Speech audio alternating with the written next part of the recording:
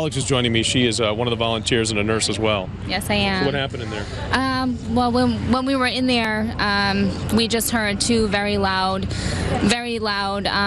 rumbling sounds, big bangs, twice. We weren't sure what they were. We originally thought that maybe a speaker had blown, something like that, but then I think we all had that feeling that it was something more than just that. And then we had, there was an announcement, all medical personnel to the end of the tent, and then they started rushing people in emergently with bleeding. And you saw the injuries? Yes, some of them were very profound. One woman had lost her leg, lots of bleeding. Some children were involved as well.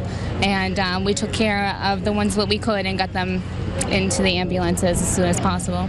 And I was standing right across the street from when it went off as well, and I saw these injuries, and I could swear that maybe a couple of people for sure were not going to make that trip. And that's correct. There were a few that didn't unfortunately make it, and we do have those people here in the tent. So what was your immediate reaction when you heard first the blast and then you started to see some of these injuries? I mean, you're used to dealing with blisters and people having a shortness of breath. That's true. I kind of just had to kind of collect myself a bit and prepare myself for what I was going to see. And as just a team, we really tried to work together and hold our own so we can take care of the people coming in. And that's what we did. You okay? Yeah, we're doing okay. All right. How about you? Same story? Pretty much. I'm Maureen Caranto, and I'm a nurse practitioner, so I actually was, helping a runner at the time, and, he became pretty nervous as to what actually was going on, so my first focus was to take care of him and just reassure him. But then once his wife came in and then another nurse came, I then went up to the scene because I have, some trauma experience.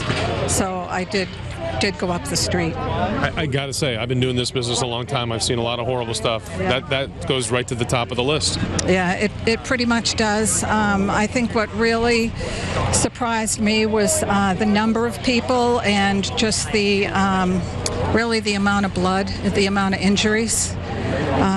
But everybody really was working together as a team.